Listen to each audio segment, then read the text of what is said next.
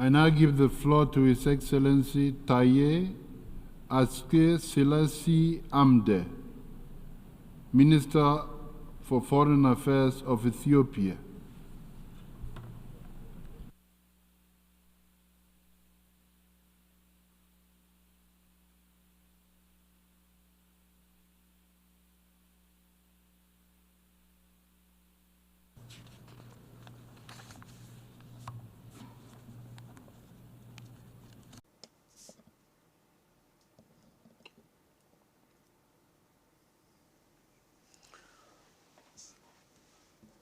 Excellency, President of the General Assembly, Excellency, Secretary General of the United Nations,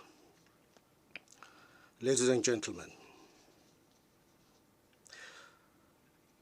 Your Excellency Philemon Yang, let me express my congratulations to you and your country, Cameroon, on your election to preside over the 79th session of the United Nations General Assembly, and I wish you a successful term. I also wish to express my profound appreciation to His Excellency Denis Francis, President of the 78th session of the General Assembly, for his able leadership. It is an honor and privilege for me to address this august assembly representing my country, Ethiopia. Mr. President, the country that was one of the 51 founding members of the United Nations, Ethiopia is a strong proponent of effective multilateralism centered on the United Nations. Ethiopia views with grave concern the challenges of the United Nations facing in discharging its role in peace and security and socio-economic development. Nevertheless, ensuring readiness and capability of the United Nations to resolve global challenges has been a generational quest. 5 years into the establishment of the United Nations, in the year 1950, 74 years ago, Ethiopia, in its policy statement, stated to this august assembly, I quote, "We are filled with anxiety concerning the surprises which the future may hold in store.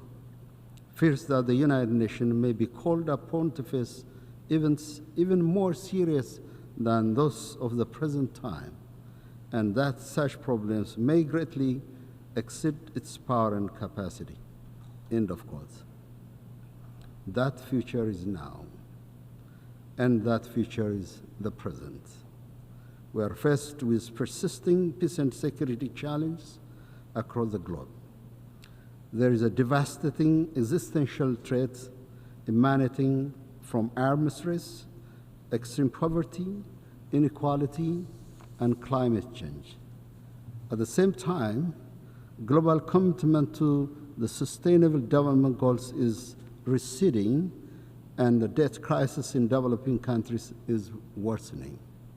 Furthermore, our constrained ability to manage the emerging multipolar world carries the risk of undermining multilateralism.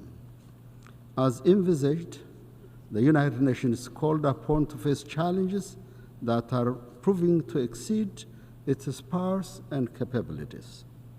It is our view that collective security will be realized if states are able to exercise their authority and carry out their responsibilities to safeguard their national security.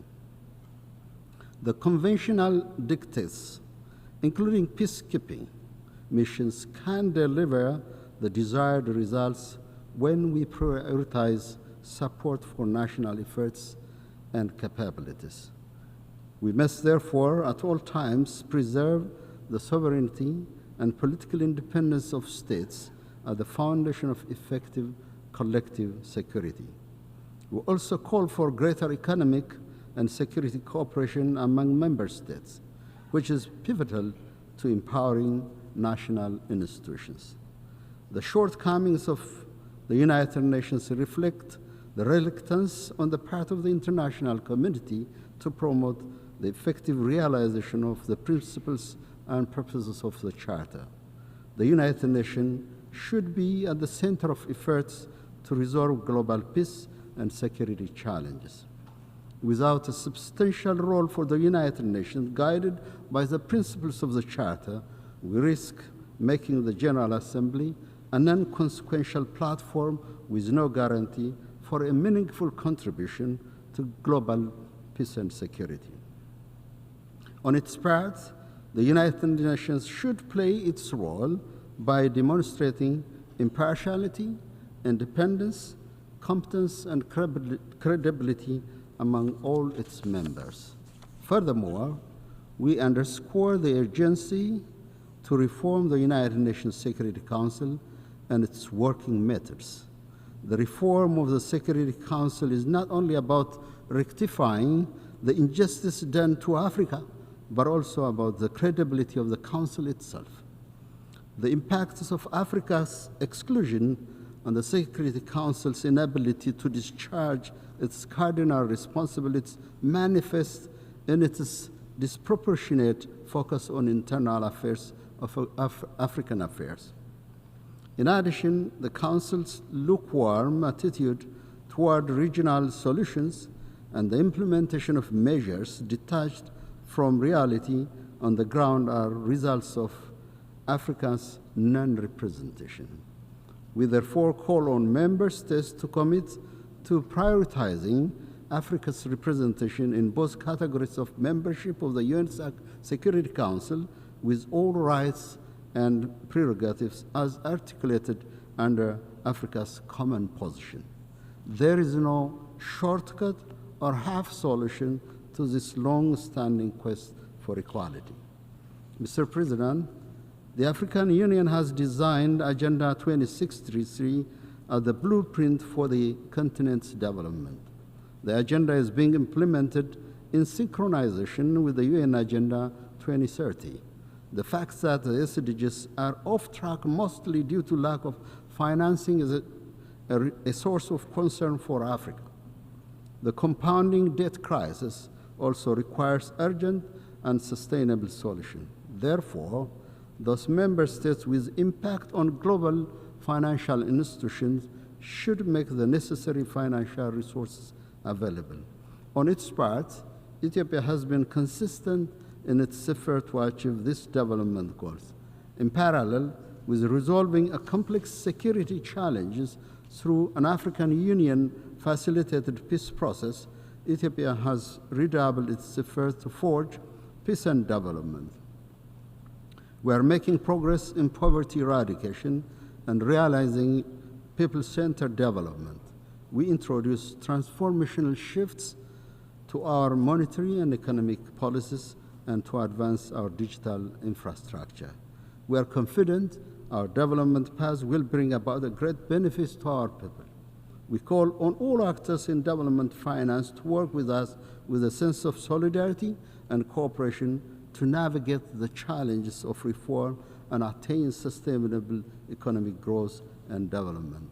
Mr. President, I have the distinct pleasure to announce to this Assembly the milestone the Nile River Basin has achieved this year.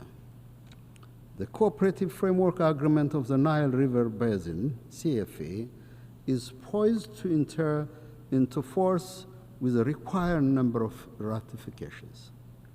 The entry into force of this first ever Nile Basin-wide treaty, the Cooperative Framework Agreement, will pave the way for sustained cooperation and shared growth across the entire river basin. Ethiopia, along with its co-riparian sisterly countries, will work towards the realization of the principles of the CFA and the full potential of the Nile River. Furthermore, the Grand Ethiopian Renaissance Dam is generating electricity, responding to the energy demands of Ethiopia and the Eastern African region. It is our sincere hope that the remaining riparian countries will join the CFA and play a constructive role in ensuring equitable and reasonable utilization of the Nile River. I'm also proud to announce to this August Assembly that the Ethiopian Green Legacy, the notable initiative of Prime Minister Abiy Ahmed, saw the planting of 40 billion seedlings within 5 years, increasing our forest coverage from 3 to 24%. This stands as a substantial goal contribution to the absorption of greenhouse gas and a tangible measure against the adverse impact of climate change. Based on its long-term low-emission development strategy, Ethiopia is also on the path to sustainable energy transformation by developing and transitioning to non-fossil fuel energy sources. Such efforts must be supported by the full activation of the global commitment, especially through the provision of adequate climate financing.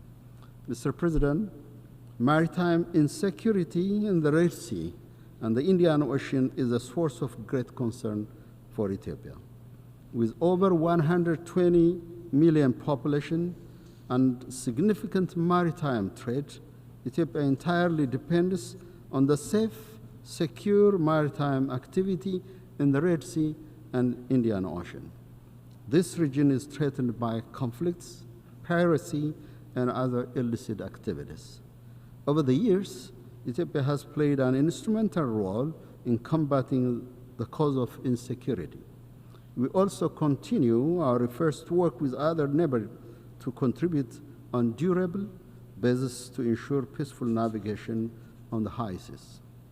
We see a great need to chart a new path for inclusive maritime security engagement with equal participation of countries with stakes on both sides of the Red Sea and Indian Ocean. Furthermore, terrorism continues to be a grave threat to the peace and security of the Horn of Africa. The growing rise of violent extremism like Al-Shabaab and its international and internal affiliates have continued their vicious attack against civilians and security of the region. The region has reached a milestone in degrading terrorism owing to the resilience of the people of Somalia and the sacrifice of the sons and daughters of Burundi, Djibouti, Kenya, Uganda, and my country, Ethiopia. The authorization of the Security Council and the international finance for the African Union peace support operation have indeed played an instrumental role. I'm confident the government of Somalia will soon reckon with and recognize the sacrifice we made to Somalia's liberation from the grip of terrorist groups. Ethiopia's memorandum of understanding with Somaliland is based on existing political dispensation in Somalia. Our objective is shared growth and prosperity in the region. Similar agreements have been concluded by other states, and there is no reason for the government of Somalia to incite hostility that obviously intends to cover internal political tensions. I therefore reject the unfounded allegation leveled against my country. Ethiopia's name can never be associated with any one of the allegations. I rather call on the federal government of Somalia to join hands to eliminate terrorist groups that are causing chaos and mayhem on the people of the region. The recent maneuvers of actors from outside the Horn of Africa region undermine these efforts. Nevertheless, Ethiopia will not be deterred from its resolute commitment to combating terrorism. We therefore call upon these actors to immediately stop their reckless actions. We also call on the international community to recognize the imminent risk originating from these irresponsible acts and to take concrete measures to prevent the loss of hard-won gains in combating terrorism in the Horn of Africa. Mr. President, in conclusion, I would like to reiterate Ethiopia's commitment to the maintenance of global peace and security and upholding multilateralism. I thank you, Mr. President.